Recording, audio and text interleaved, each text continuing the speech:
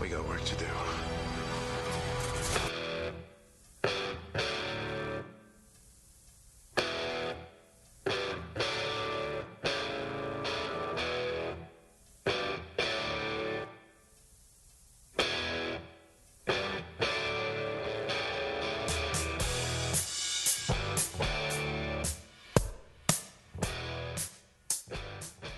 Welcome to Highway to Hell, a supernatural podcast. I'm Christine. And I'm Kristen. And today we're talking about Season 6, Episode 18, Frontierland.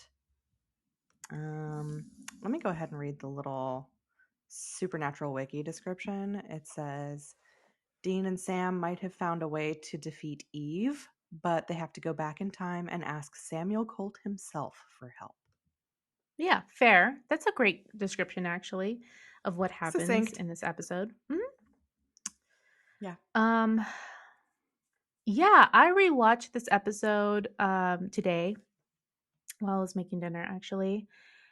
And I had a lot of the same feelings that I think we had watching it, because we watched it together, actually, which was a We nice did. experience, a Yes. fun experience. We never do that anymore. No.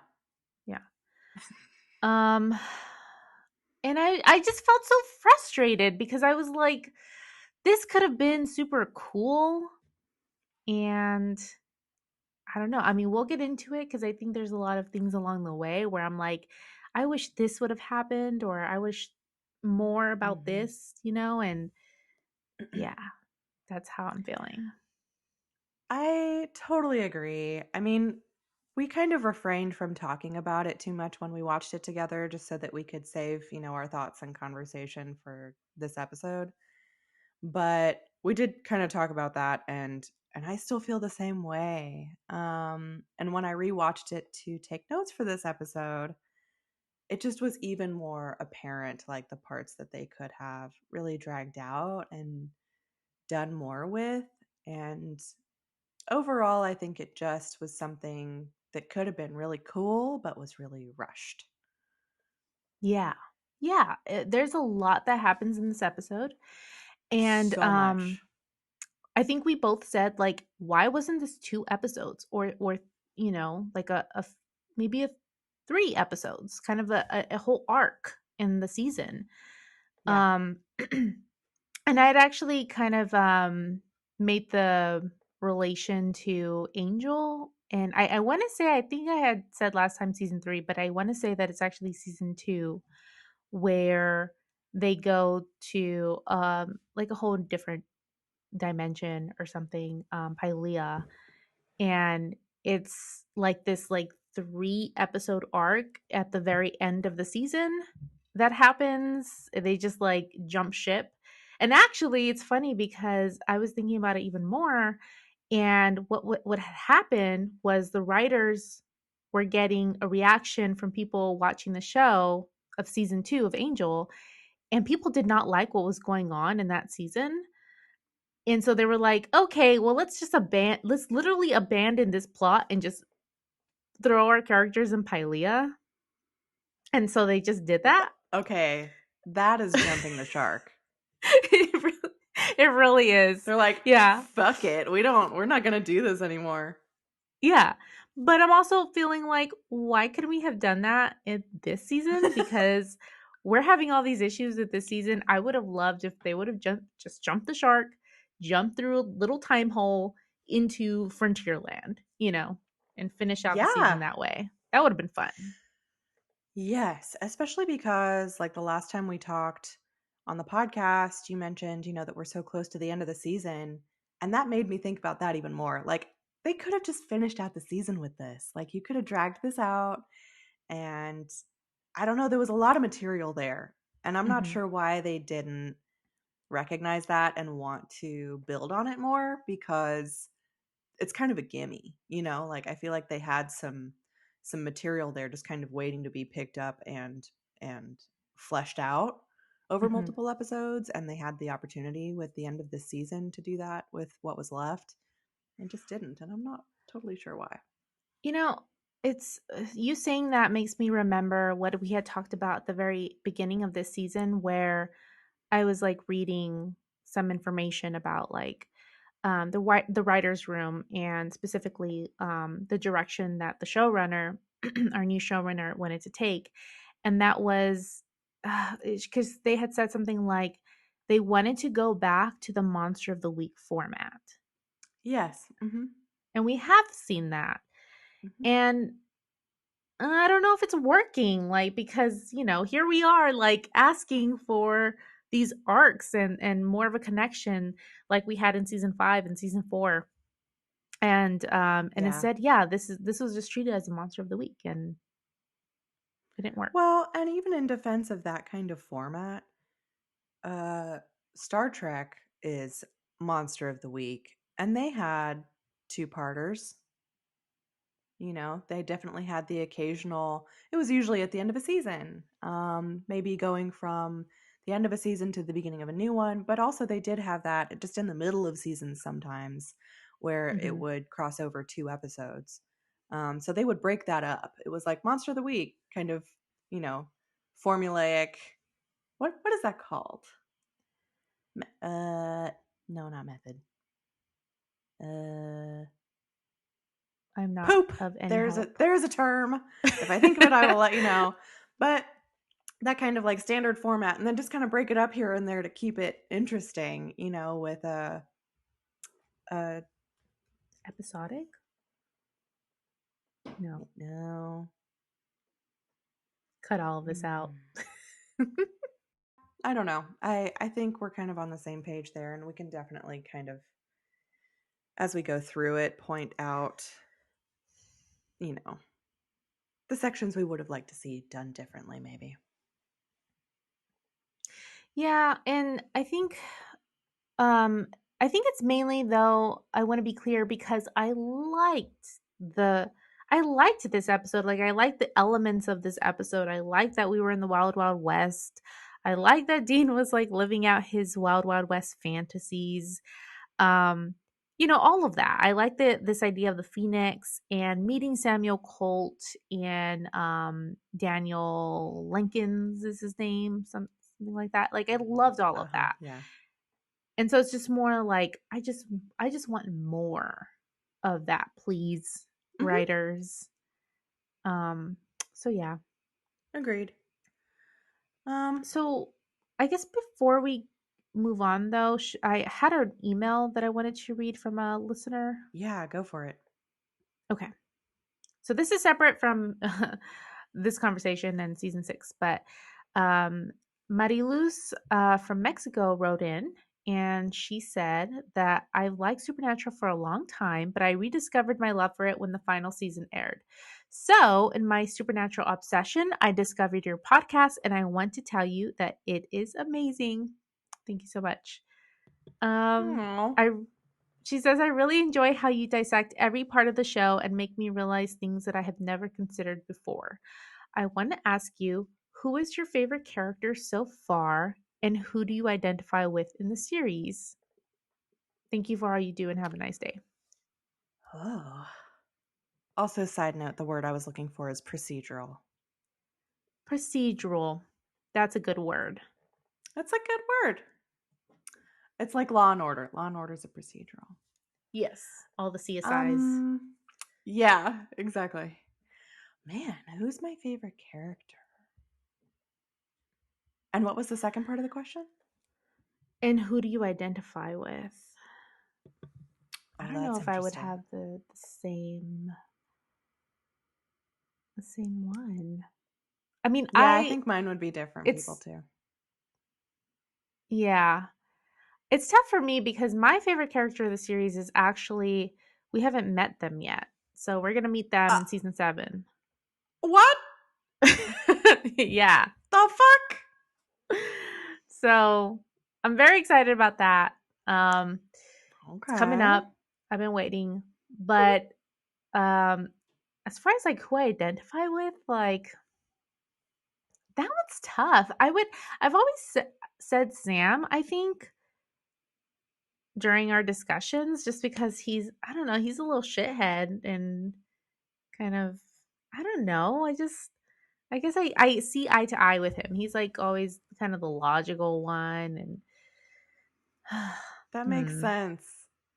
Well, you know that I'm Dean.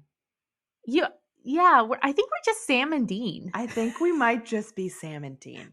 the girl versions of Sam and Dean. Honestly, yeah, makes a lot of sense. That's so weird. It totally does. I I mean, was like actually kind of thinking you that. love metal, Hmm. and I Classic rock. love Gandhi. So He's been your hero as long as I've known you. I have a poster of him right here behind me. Oh man. No. Yeah, I that actually kind of fits. And I don't know, like I definitely do identify with a lot of Dean's feelings and like how he acts and stuff. Um he's definitely more like emotionally constipated than I am. Mm. I let that out in like yelling ways usually. But really loud ways.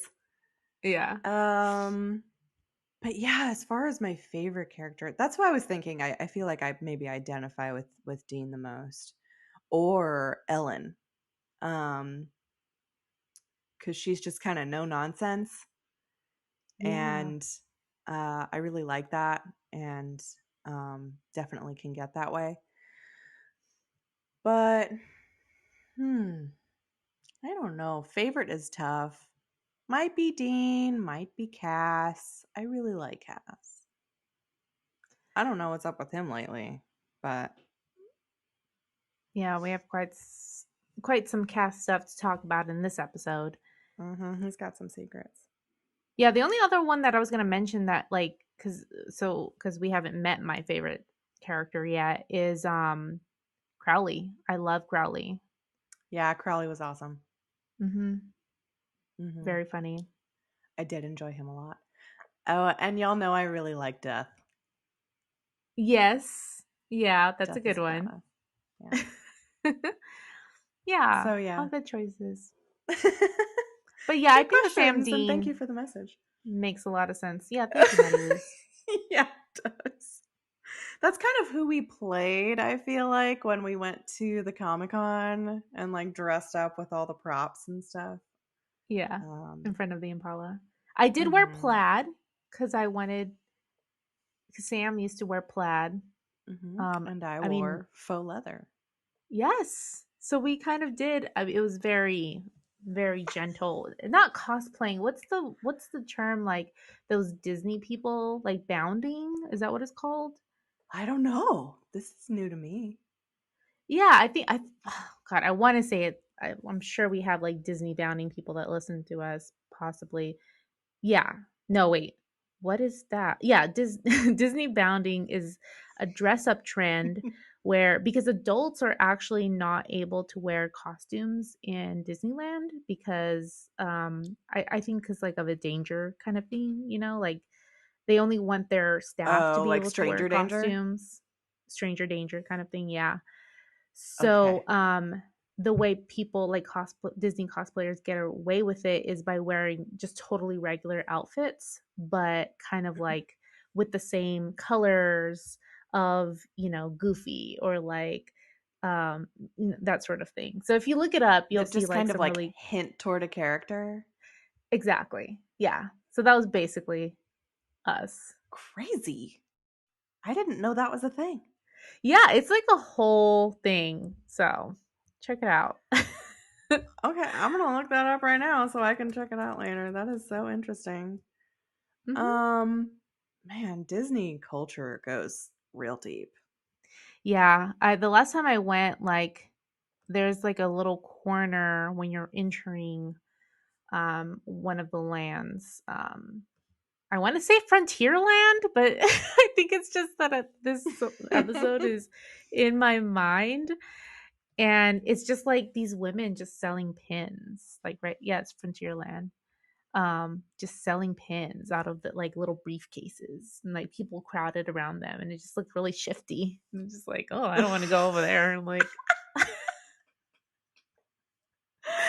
but these are like collectible Okay. like pins and stuff. It's crazy. It's intense. That is Yeah. crazy. I'll do it someday. Post Pan Dulce. Let's get into the details of the episode so we can start tearing it apart. Um, Directed by Guy Norman B. and written by Andrew Dabb and Daniel Laughlin. Let me see. Do I still have? Yes, I have this page up. I wanted to see the other episodes. Directed by Guy Norman B. He's kind of all over the place. Multiple episodes from season 1 through season 10. Wow. Let me see what his roster is. Okay, so the Mm-hmm. last time we saw him was in Asylum. Season 1. Or not the last time, I'm sorry. Family Yeah, Matters technically in this Family season, but Matters. you know what? What? I'm sorry, I like yelled at you. You know what? This is the episode, the last episode, Family Matters was the one where we didn't like it because it did that weird thing where like the demons captured them and then like suddenly they disappeared. Oh, and there was that really weird scene where like a bunch of shit happened, but we couldn't tell what any of it was. Yes, that was it. That's fucking weird. So Hmm. I feel like you did better in this episode though. I do too. So It was much clearer. The shots and the action and everything was pretty clear. yeah. But that that one episode was crazy. That was crazy. I hated that. I actually just thought about that not too long ago. It's like really, stuck with me. That's so funny. Um, yeah. Okay, so we've got a lot more of him to look forward to. Hmm. Next season we've got 3 episodes from him, 2 episodes in season 8, 2 episodes in season 9, and 1 in season 10. Wow. So, okay. Yeah, this episode aired April 22nd, 2011. And yeah, so I wanted to talk about the music a little bit because we don't have specific songs, no classic rock songs in this one. There's a lot of uh, like classic Western movie music. And apparently Hmm. they got this music from like a psychedelic Western band called Federale from Portland. Um, okay, Wikipedia says that they're an American psychedelic rock band influenced by the music of European genre films such as spaghetti westerns and Giallos. I'm not sure how that's pronounced, Hmm. but okay. So it's actually like a band that just makes this weird like psychedelic rock spaghetti western music. Okay. Okay. It's funny because when I heard that credit, I immediately thought about Django Unchained, um, Mm, Tarantino's Django Unchained, and yeah. and also of like The Hateful Eight, which is kind of a western too. I don't know if you would. I would classify it as a western. Like fuck all of you. I think I would. Yeah. And Fuck you all. fuck you all.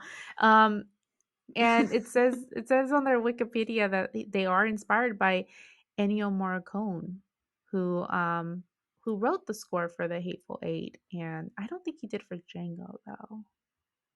It also says on Federale's Wikipedia page that they're influenced by him too, particularly, yeah, the music of that dude, Ennio Morricone. Is he Italian? I don't know who this guy is. Sounds Italian. He looks Italian. Yeah, he's Italian. Yep. He's from Rome.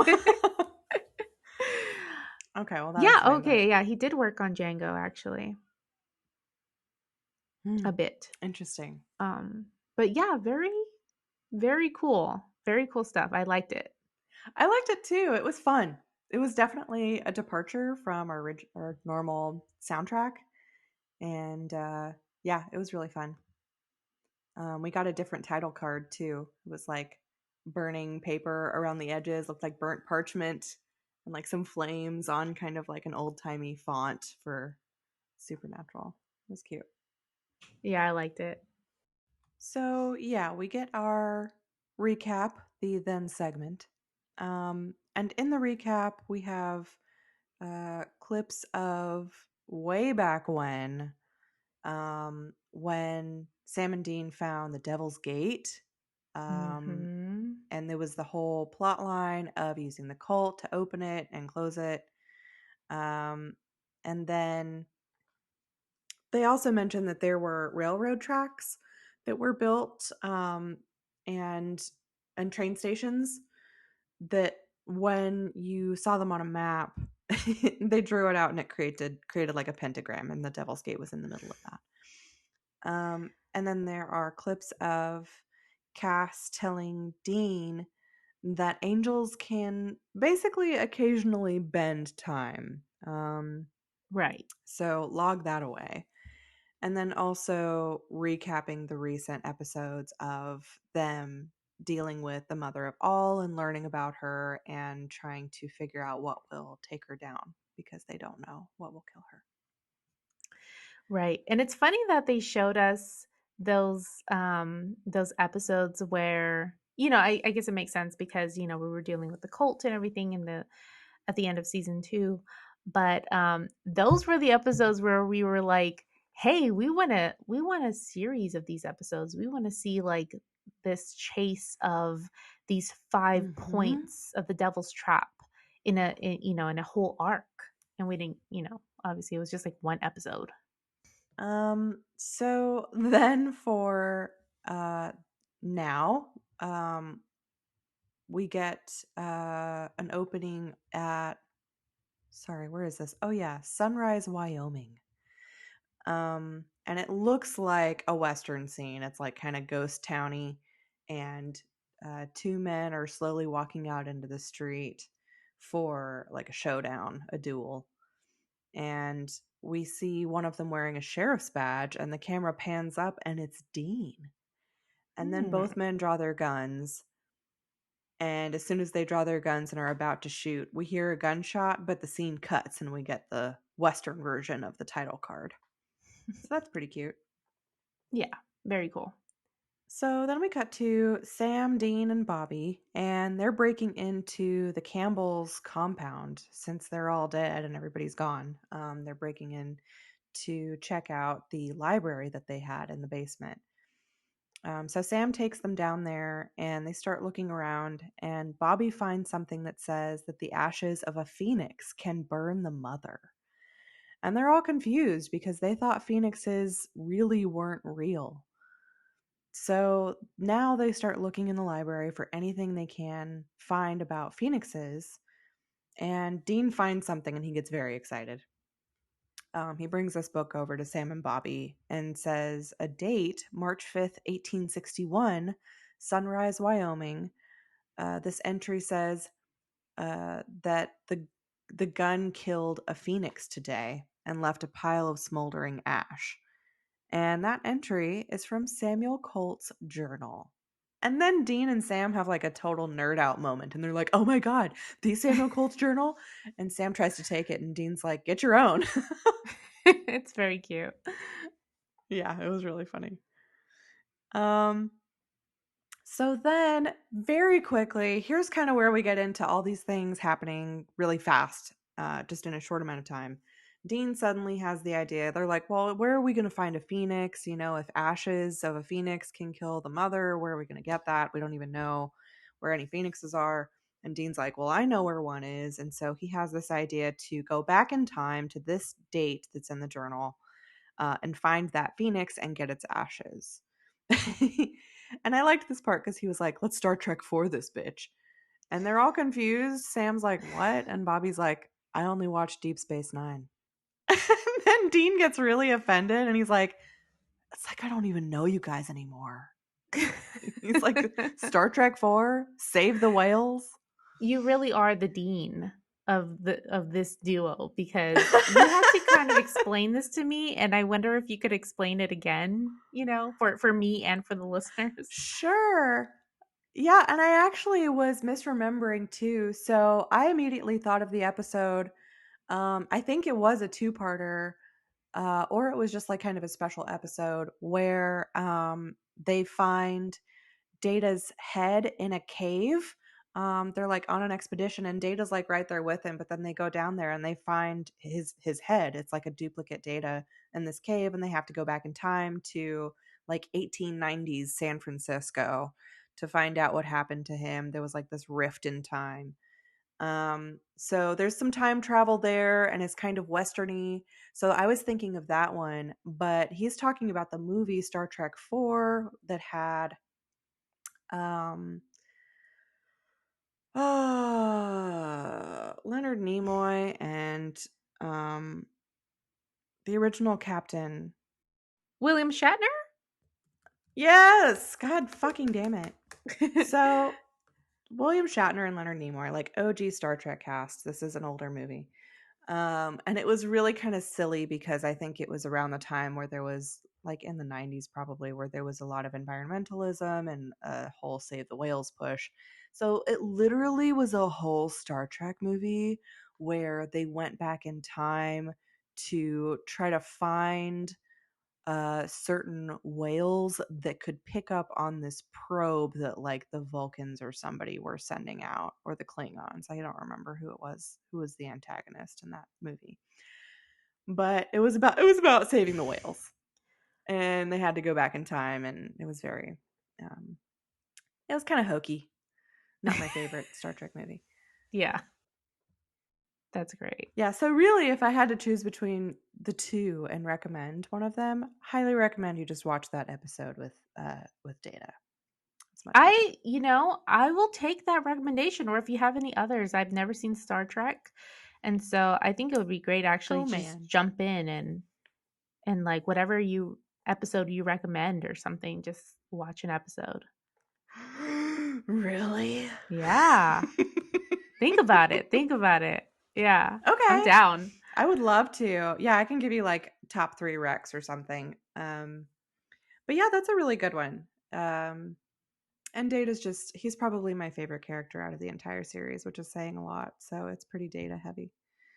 But yeah, there's your Star Trek background. Well, thank you. And I am kind of surprised actually that we didn't.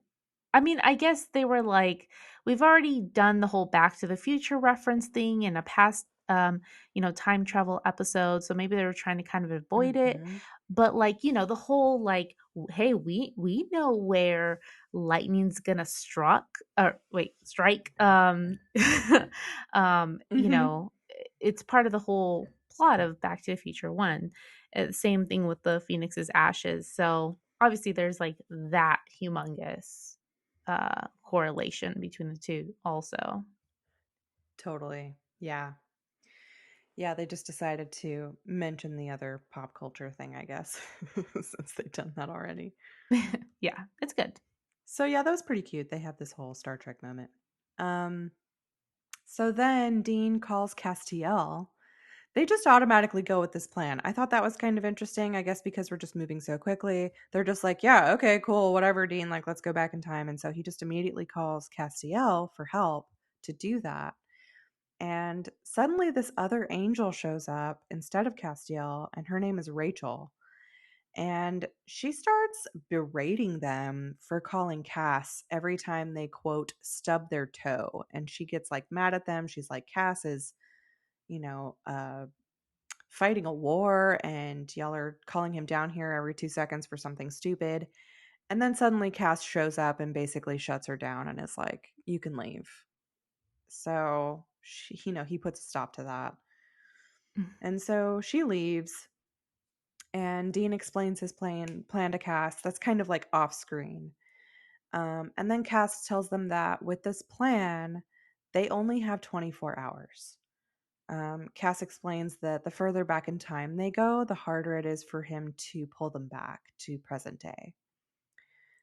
Um, Yeah, kind of a like because the whole time travel thing, another thing that I thought about, we just had time travel last episode and now we're doing time travel again. So I'm wondering, when the writers are going to feel like, JK Rowling felt about the Marauders map and just be like there's too much power here. We need to find a way to get rid of this, and perhaps this is kind of the answer to that, because like they need to limit this somehow. yeah, for sure. And it was also interesting that, I mean, even though I kind of understand that logic, like going so much further back in time is much more difficult, but he's only going to the fucking 1800s and he can hardly do it. Oh, that's true. Like Cass should be really powerful. And he's been around forever. 1800s was 200 years ago. It wasn't even 200 years ago. This was 1860s. What's wrong with you? Yeah, very strange. Very strange. I'm just saying. Hmm. Like, I would have thought Cass could go back to Jesus times. You know what I mean? That would make more sense. Yeah, I would think. So, anyway, all right, we're going to roll with it.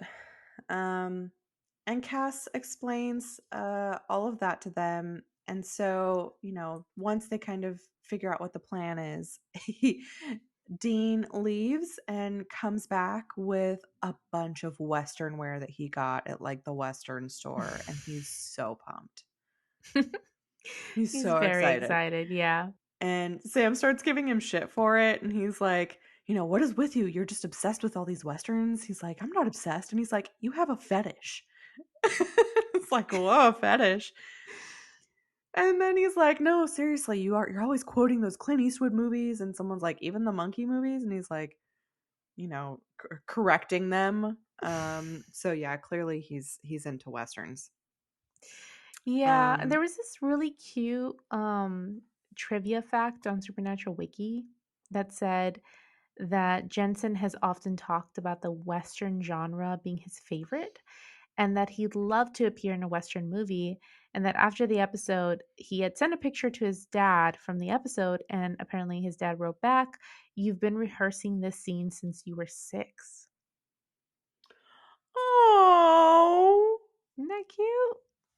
I So love sweet. that. I It did know. feel very natural for him throughout this whole episode, and I was kind of thinking like I love that it's it means something to Jensen too because it was supposed to mean something to Dean. Like he was so excited about it, and he got to tick all the boxes. Like in this episode, he becomes a sheriff, he wins a duel, he gets to go to a posse. Like Yes. he gets to do everything. Well, probably except like have sex with a madame in a whorehouse. Mm. That's probably the only thing. Yeah, that didn't really work out so good. Yeah. Yeah, we'll get there, but yeah. Oh god. Everything else, yes. And it's for the best. Mhm. So yeah, Sam's giving him shit for all the Western wear, and they talk him into just at least putting on one of the shirts. And so then Sam comes out and he's like really not happy about this outfit, but he looks fucking hot in a good, crisp Western shirt. Hey, he looks great, and I have not seen Walker Texas Ranger yet with Jared, but I'm very Mm-hmm. excited to see it now. Mm-hmm. He looked so cute. So then, just immediately, Cass touches both of their foreheads and sends them back to, March 5th, 1861. And Dean is just so excited. He's so excited to be there. Then we cut back to Cass and Bobby, and Cass tells Bobby to call him back in 24 hours so they can bring back Sam and Dean. So Cass leaves, and Bobby sets a timer for 24 hours. Mhm. So then we go back to Dean and Sam in the past, and Dean says that they should go into town, and they start walking into town, and Sam immediately steps in horse shit, and it's hilarious. He's really unhappy about it. Hilarious. I know. So they go into town, and there's a hanging happening. And they stand there to witness it. And this man who's about to be hung is telling the three people up on the gallows with him, it's like the sheriff and the deputy and the judge, that they're all, quote, going to burn for this. And then they hang him.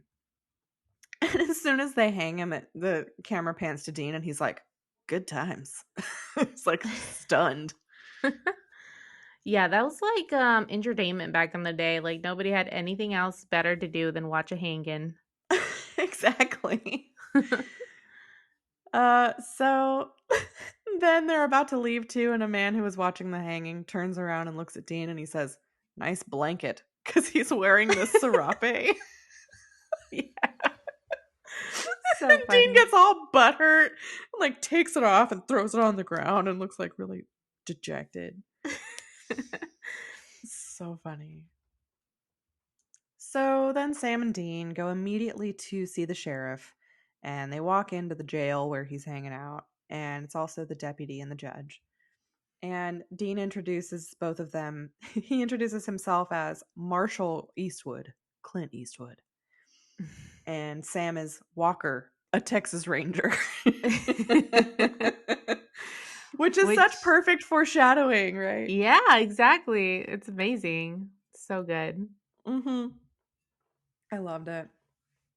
And they ask the sheriff where Samuel Colt is, and he says he doesn't know, but they should go ask Daniel Elkins at the bar in the saloon.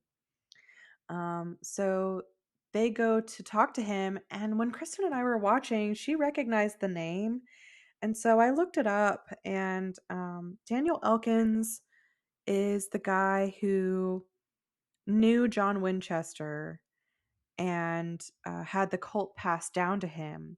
But the theory is that they're different people. So the theory is that this Daniel Elkins in this episode is his ancestor. Mm, right. Um, and then after this showdown where Dean drops the Colt, Daniel Elkins probably went out there and picked it up and then uh, kept it and passed it down to the other Daniel Elkins. And I'm so glad that So, you clarified that because I was like I was already kind of pissed off cuz I was like, "Wait, Daniel Elkins? Like you're telling me he's a fucking 100 over 100 years old in season 1, you know, when we yeah. see him?" Yeah. No. Yeah, it didn't really line up and like we weren't given enough information about the previous Daniel Elkins, the one that John Winchester knew. And so, yeah, I was with you on that. I was like, is this supposed to be the same person? Because he's going to have to be like some supernatural creature or something. And they didn't make it seem like that before. No, I mean it would have been So, cool, right? yeah. They could have done something like kind of like very Van Helsing-ish where like Elkins is because he's like a vampire hunter, like that's his thing, and where he's like keeping Hmm. himself alive with vampire blood, just like Van Helsing, at least like the versions of Van Helsing that I've seen um do that. And yeah, that would have been a cool spin-off show Yeah, actually that of would have been sweet. Daniel Elkins. Hmm. Vampire hunter. I like it. Yeah. So anyway, there's your Daniel Elkins history. So Sam and Dean go to the saloon to talk to him, and they walk in, and it is not nearly as cool as Dean hoped it would be. Uh, there's like some dude passed out on a table. It's like quiet. There's nobody in there. It's all dusty and crappy. And then Dean orders a whiskey and a sarsaparilla for Sam. And I didn't like, I think I used to know what a sarsaparilla is, but I forgot. And it's basically like a different type of root beer. It's made from a different like root. Hmm, I did not know So that. it's like, it's a soda. It's non alcoholic. Hmm, cool. He might as well have ordered him a Shirley Temple. So they talk to Daniel Elkins behind the bar and ask him where Samuel Colt is. And Elkins tells them that cult is rumored to be about 20 miles outside of town building a railroad station. And so then they're suddenly like, oh, is that the devil's trap thing? Like the location works. Uh, and then coming from upstairs down into the bar is Daniel's best girl, Darla. And she is a doozy, let me tell you. Uh, Oh my god. I'm going to say clearly diseased. Yeah, like so I was reading through the Supernatural wiki and I noticed it said like she either has oral herpes or syphilis. I'm going to guess it's syphilis. Like there's a lot going on.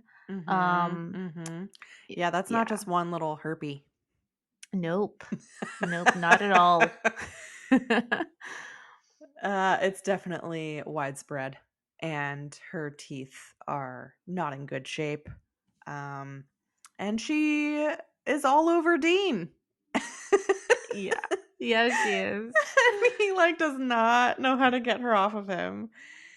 But thankfully, the judge from the beginning walks into the saloon and he's like, Darla, don't we have an appointment? Basically. So she leaves Dean and goes off with the judge. And he's like, oh, thank God. Um, so they go upstairs, the judge and Darla, and downstairs, Sam is enjoying his sarsaparilla while Dean tries the whiskey, and apparently it's like lighter fluid. It's just disgusting. He can't even drink it.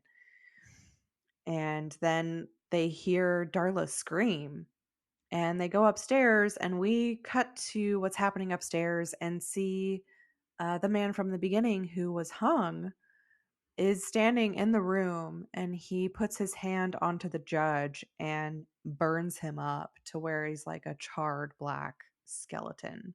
And it's a very cool effect. It's kind of like the effect of burning paper, where there's kind of like, you know, fire crawling along it and just kind of burning it up like it's nothing. Yeah. Yeah, we haven't seen that. We've definitely seen that effect a couple of times. Like the first time I know we saw it in season 1 with the Hookman, and I miss it. It's really cool. It's a really cool effect.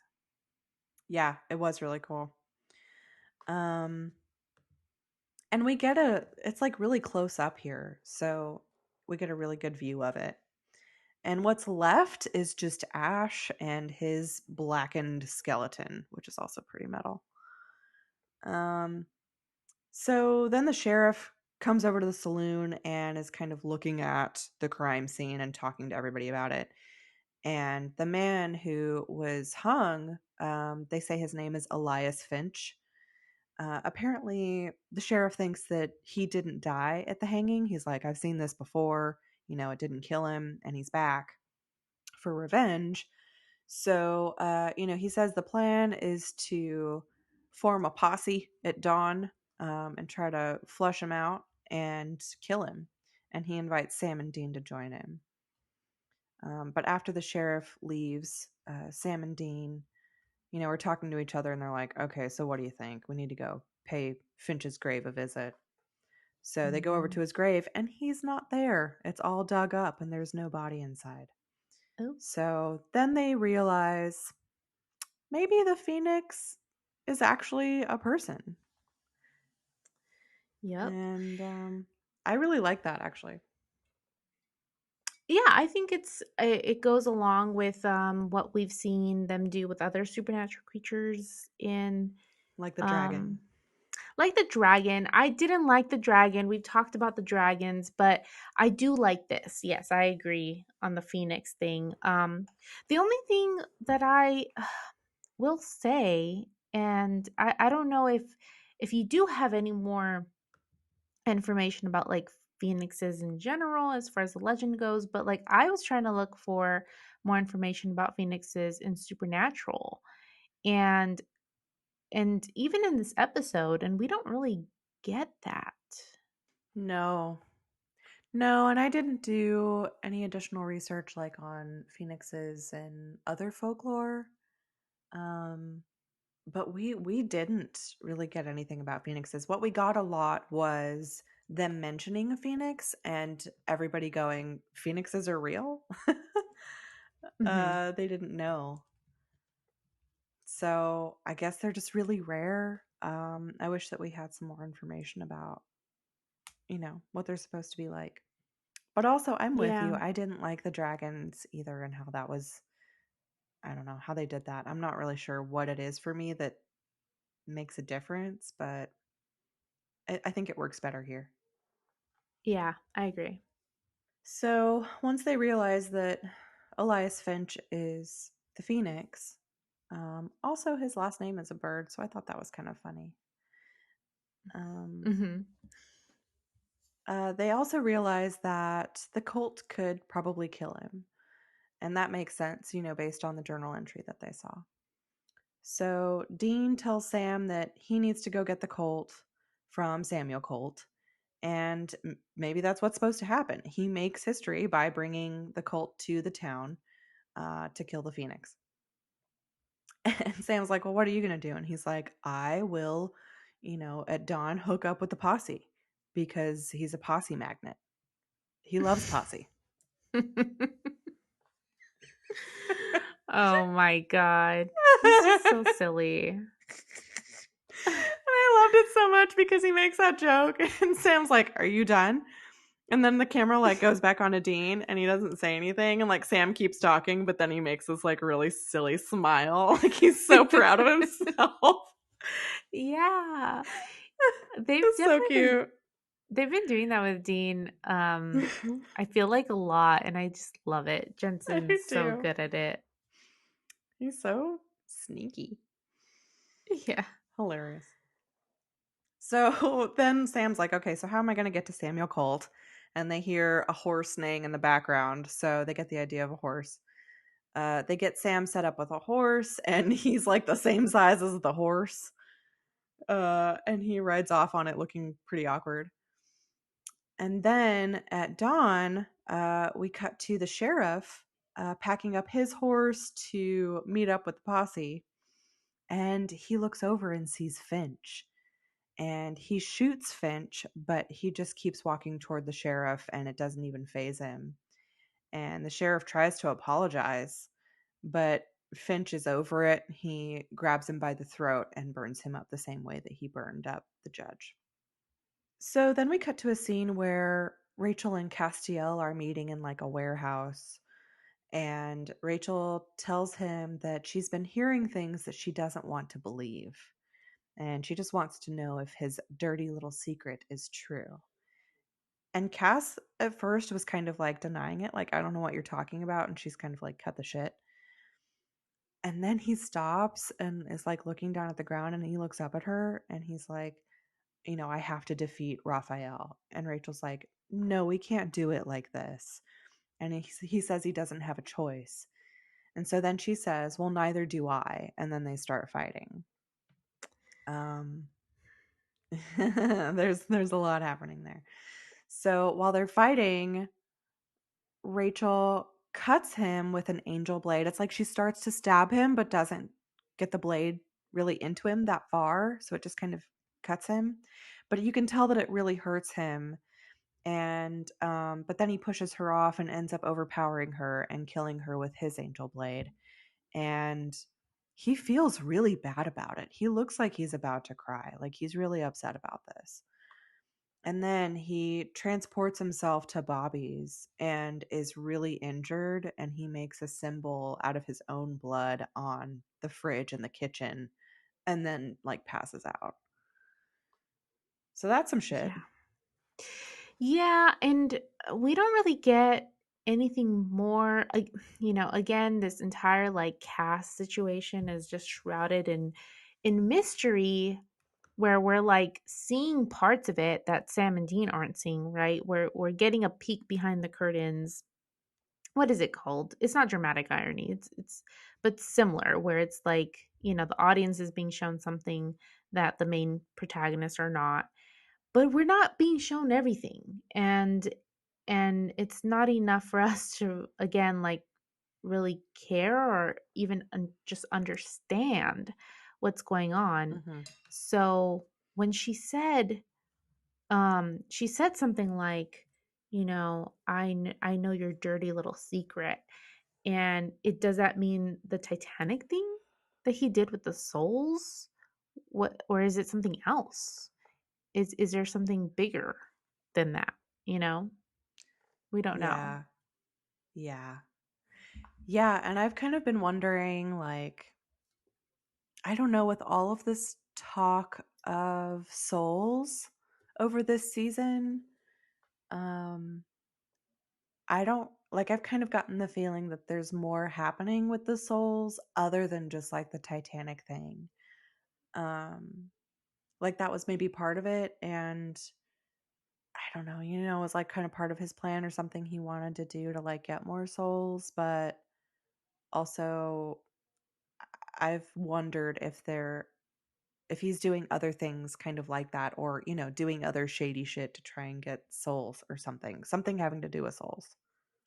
Well, and I can maybe perhaps see him doing that now because, he's leaking soul right there. Yeah, it's become a really like central theme this season. Yeah, totally. So I don't know, Cass is doing some shady stuff, Mhm. especially uh because of what I'll tell you in a little bit. Mhm. um so we cut back to Sam and Dean in the past. Dean is all geared up, super excited. He goes to meet up for the posse, but there's nobody there. And then they hear somebody yelling outside the saloon, and he and Daniel Elkins run out to find the sheriff dead. His skeleton is charred and black, just like the judge. And then Dean asks who the sheriff is now, and Elkins leans down and picks up the badge off of the sheriff's, corpse, and cleans it off and pins it to Dean's vest. Like, here you go, sheriff. That also, it's kind of funny because like there's this perfectly laid out set of bones and the sheriff's badge is just perfectly sitting on top of it as if like I guess sheriff badge does not burn up, like just little things like that. Right. The power of the sheriff's badge, This has to basically. still be, yeah, this has to still be pristine. Mhm. It's so funny. So then we cut over to someone new who we haven't seen, but we can tell that it's supposed to be Samuel Colt.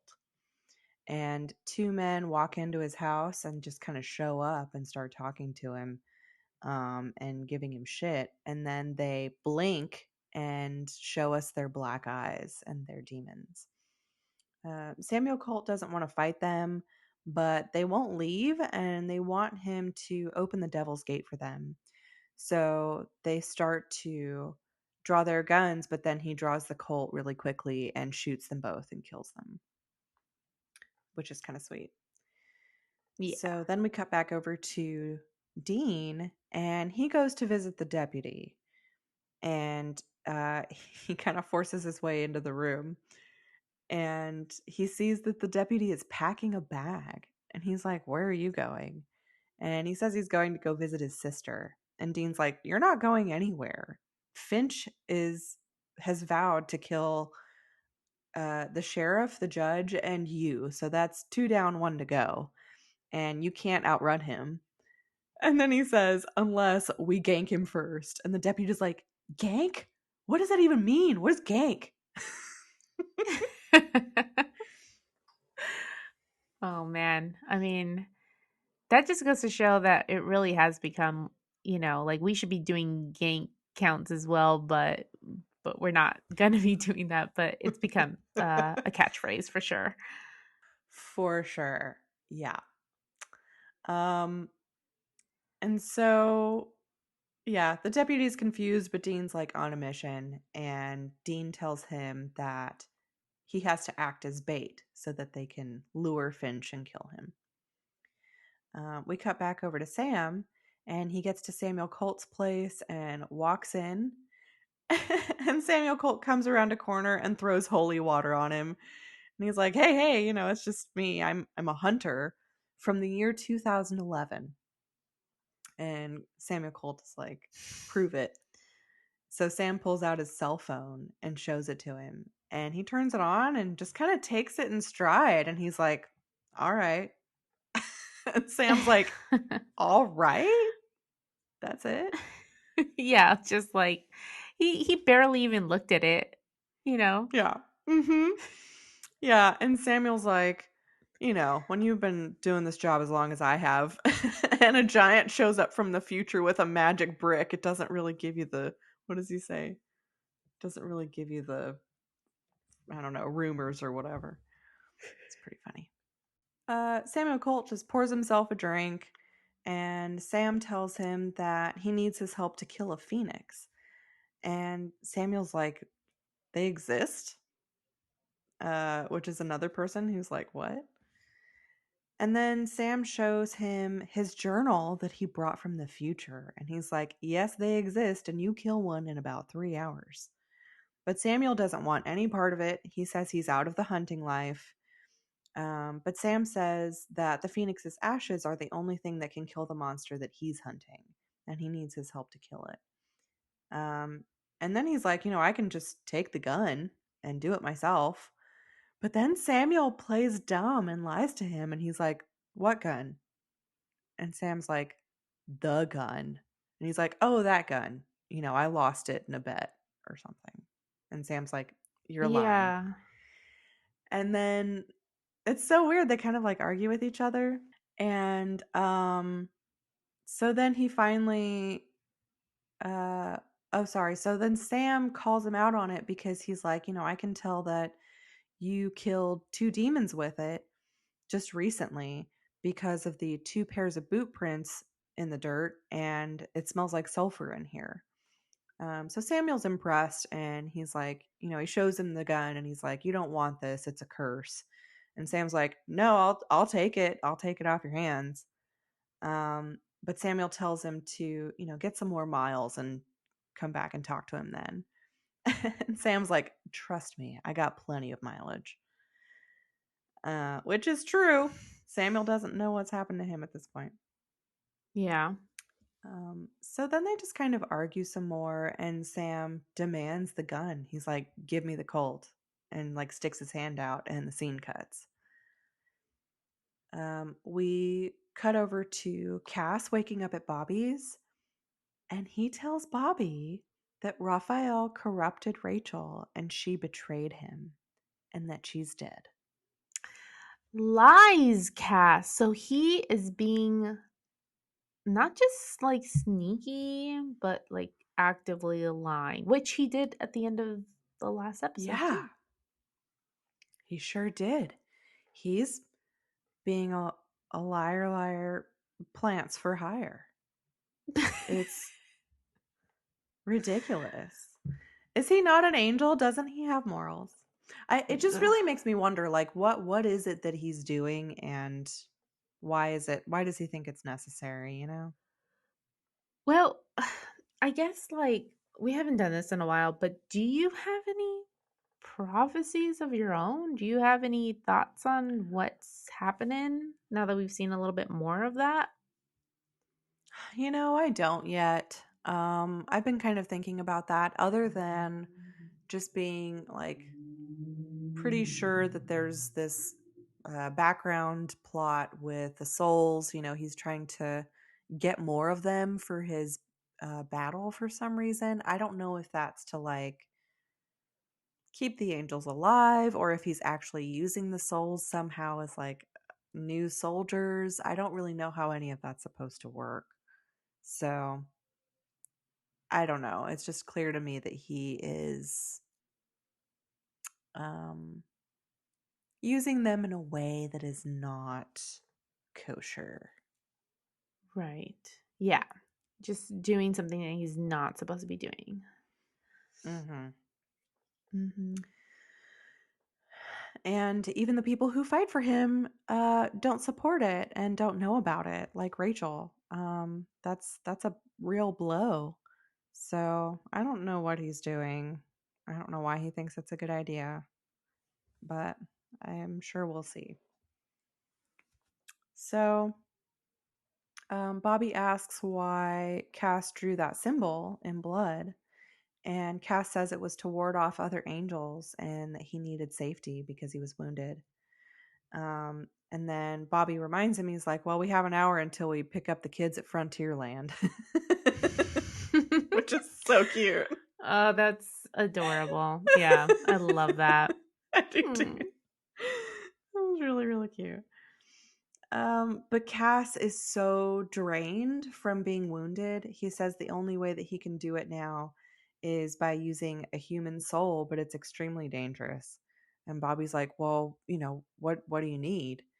And Cass is like, I need you to let me touch it. Yeah, like, come again? Touch what? And Bobby's like, Excuse touch me? what? What are you touching? But Cass explains that a human soul is pure energy that he can draw from. Um, but the downside is that it's very volatile and Bobby might explode. No big deal. Mhm. Yeah, and I think we've gotten this description of like what could happen possibly in the past with the first time that we saw Cass like touching a soul, right? With that one kid. But um Mm-hmm.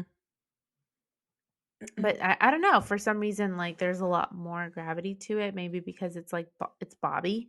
So we know Bobby, we love Bobby, and we don't want him to explode. Right. No, we don't want him to explode. But even knowing that, Bobby's down because he wants to get Sam and Dean back. So he's like, okay, let's do it. Mhm. We cut to Sam and Dean again in the past. And Dean has put the deputy in a jail cell as bait. Um, and he starts realizing that Finch is coming back for these guys because of something personal. Like this wasn't just because they were going to hang him. There's something else going on here. But the deputy's not going to talk to him about it.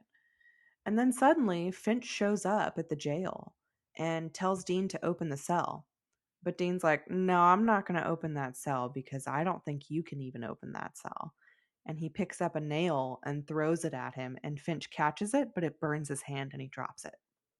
So Dean's like, iron jail cell, iron nail, don't worry about it. You're not the first monster to have an aversion to iron. Um, but that's very interesting. That's something that we've learned about phoenixes that they can't touch iron. Yeah, and that it's very similar to what ghosts, right? Was it Hmm. is it just ghosts, or was it demons also that had an aversion to iron? I'm not recalling anymore. I feel like it was something else too, but maybe not demons. We've definitely seen that repeatedly. Yeah. But um, then, uh, to try and kind of get him to understand, Finch starts telling Dean his story. He says that he was married to a human woman and they lived outside of town and they were very happy. And the only reason they came into town, or the only reason they, interacted with these guys, is because they had to go to the bank. So they came into town, and Finch had gone into the bank. And when he came out, his wife was gone, and he found her essentially being raped in an alley by the deputy. And he tried to fight the deputy, but the deputy shot him, and then he shot his wife. But of course, he didn't die because he's a phoenix, and he said that his wife died in his arms. Oh. But next thing he knew, the sheriff came out and they arrested him and pinned the murder on him. Because when he was being hung at the beginning, they had said something about, you're being hung for murdering your wife. So that's fucked up. Yeah, extremely fucked up. Um, but very interesting. I mean, I think like watching the episode kind of casually and seeing him as this figure, this phoenix, I had kind of seen him as this like lone wolf type, like kind of traveling Mhm. around, kind of like any other creature, but no, he had a wife, he had a family, Mhm.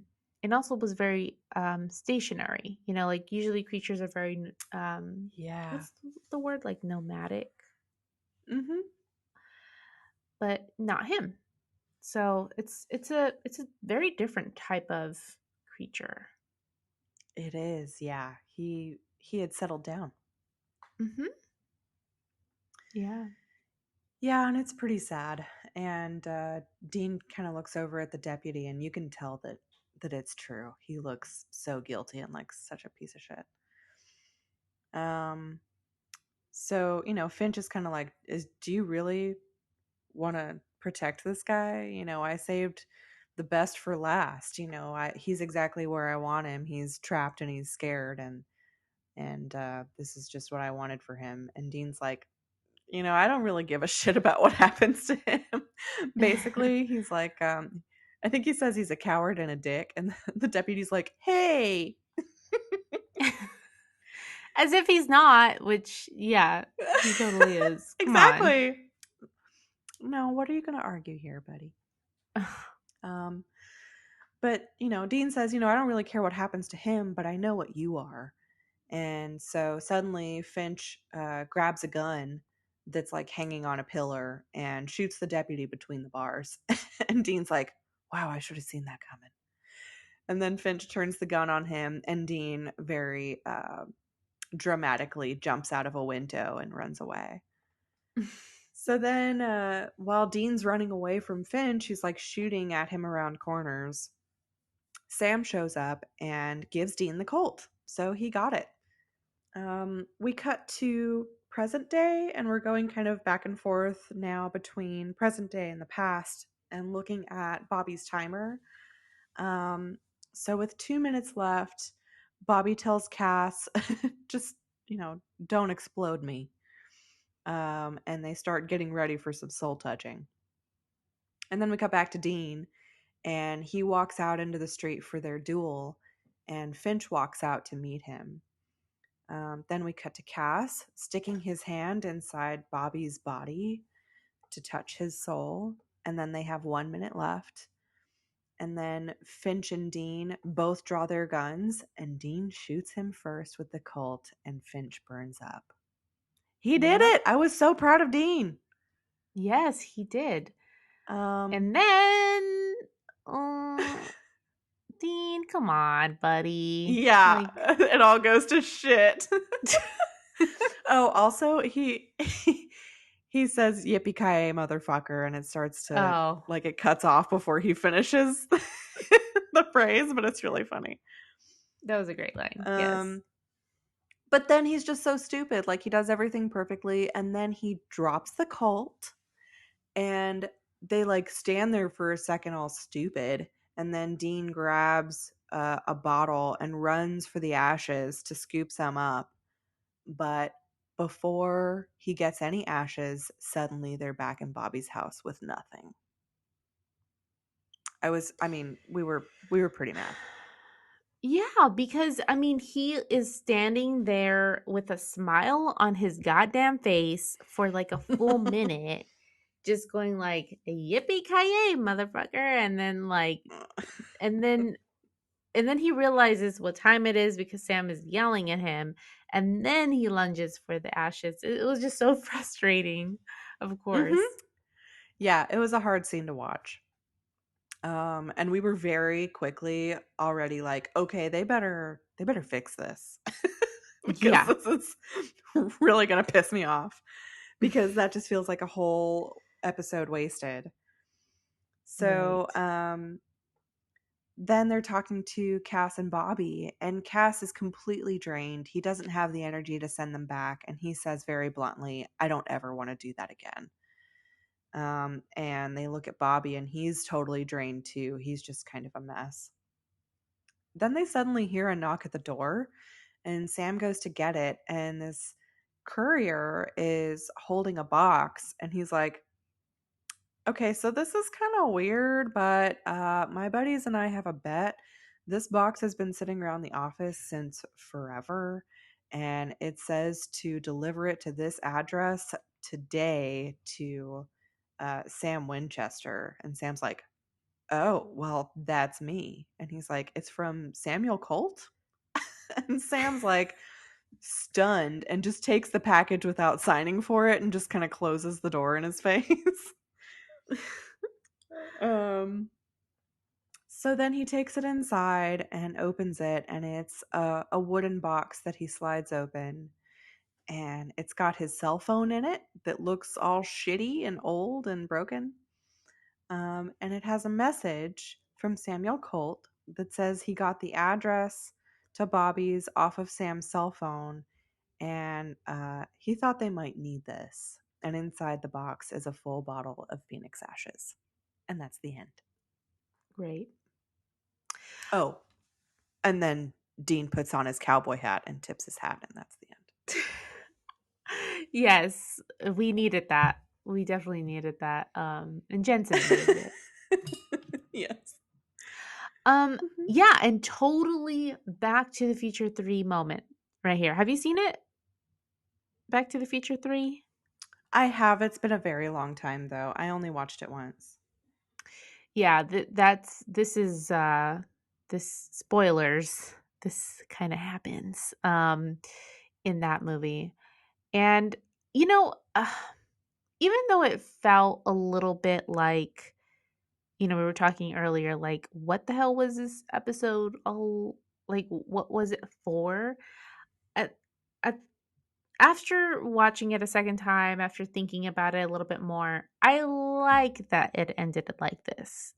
And here's the reason why, because I think that if Dean would have grabbed the Colt or grab the ashes and been the one to like shoot the Phoenix dead or whatever, um then it would have messed up time. Like it would have fucked up with the timeline, and then Mm, we have to deal yeah. with like the repercussions of it. And also we're always, yeah, like exactly that. We've already dealt with in the very last episode the repercussions of saving the Titanic, which is, to be fair, a really big, massive thing, but it's the butterfly effect thing, right? Like if you, like Yeah. where did that originate? If you kill like one butterfly, then it fucks up the entire timeline. And the same thing here. Like Hmm. if they would have grabbed the Colt, then Daniel Elkins would not have been able to use it perhaps in his huntings and pass it on to his son or whatever, also named Daniel Right. Elkins. And they wouldn't have been able to use the Colt in season 1 and season 2 to kill the yellow eye demon, like et cetera, et cetera. Like it would have just been Hmm. that. Um and then I also kind of like the serendipity of like the fact that they read from Samuel Colt's journal in the beginning of the episode, like, because remind me, Christine, like how was it written? Because was it written, I killed a phoenix with the gun, with a Colt, or was it the Colt No, it's not. killed? It Yeah. just says gun killed a phoenix today. Right. So, like, it doesn't say he did it. And so perhaps it was always supposed to happen, Uh right? huh. Dean was always supposed to um, go back in time and kill the Phoenix with the Colt and, etc. Yeah. Yeah. Honestly, it kind of fits for me too. And at times it definitely felt a little silly. And I still very much feel like it was rushed. Like that was so much that happened in that episode, and we just kind of Mhm. barely touched on some things that they could have really expanded on more. It was just kind of like rushing from one scene to the next, from one idea to the next. And I still feel that way, but it did it did wrap up nicely. Overall, I really liked the episode and thought it was well done. And I was afraid, and I kind of still felt this way the first time I watched it, but not so much the second time. I was afraid that it was going to feel like a fluffy episode that we didn't need, or that wasn't meaningful. It didn't add anything. Right. But I feel like it kind of did add something. We got some really good comedic moments, and we got some background and history on Samuel Colt, and they tied together some things like Daniel Elkins, and I just kind of felt like it wasn't as fluffy as I was afraid it was going to be. Hmm. See, I actually feel a little bit differently where okay, one, after talking about it a little bit more, I actually like the episode a lot more than I was feeling at the beginning. Um, but for all the same reasons, and yeah. But I think that what it was really missing for it to really cement, like, that we needed this episode, that they couldn't have just gone to the store and said, "Hey, can I buy some phoenix ashes?" and then, had some after that, is some more, um, Sam and Dean, like, character development. I like the funny, I Yeah. love everything with it, I love that Dean was having loads of fun, but, like, where was that just, like, little nugget of, like, emotional development with them? They could have done something where, for example, the whole thing with, um, like, Dean connecting with the Phoenix and telling him, like, "Oh, I'm sorry, I still have to kill you." Um, that God, I lost my train of thought on that, but I feel like there was something there that could have connected with something that's happening. Oh, yes, yes, yes, I remember. Lisa. So we haven't talked about Lisa and Bandit in a while ago, but they've been put into danger because of who Dean is, very similar to Hmm. perhaps maybe the Phoenix. And so I feel like maybe that there could have been a connection there between the two of them and drawn some parallels between the Phoenix's life and Dean's life or something. Anything to move our characters not just a little further down the plot or like the story arc, but also their own arcs. Yes, agreed. And I wonder again if that's just something they weren't able to do because of time. Yeah. If this had been a situation where they dragged it out over two episodes, they could have definitely worked more of that in. Mhm. Exactly. Yeah, I mean that makes a lot of sense. I agree. Definitely could have had some more of that character development, and there was opportunity for it for sure. Absolutely. Um, so yeah, I don't know. I'm kind of taking a look at the ranking, and I'm not sure. I'm kind of a little stumped on this one. It's not super important, but I don't know. I feel like we get little nuggets of things, like kind of learning more about Cass's lies and actually getting the Phoenix Ashes, things like that. Yeah, it's a fun episode. So I'm trying to like okay, like I go down again like even though I'm kind of down here, these are still really great episodes because I see like Monster Movie and Chris Angel is a douchebag. Those were fun, just fun little episodes, not really a lot going on, but I felt like they were done a lot better than this episode. I don't know how you feel about that. Potentially. I mean, I don't know that I feel like they were done better, but I can definitely see them in the same realm. Yeah, I guess I They mean feel like they feel similar. Ghost Facers, Monster Movie, I feel like were done better. Um, Those were really good episodes. and then I could kind of maybe see the well, I don't know. I like all of those too.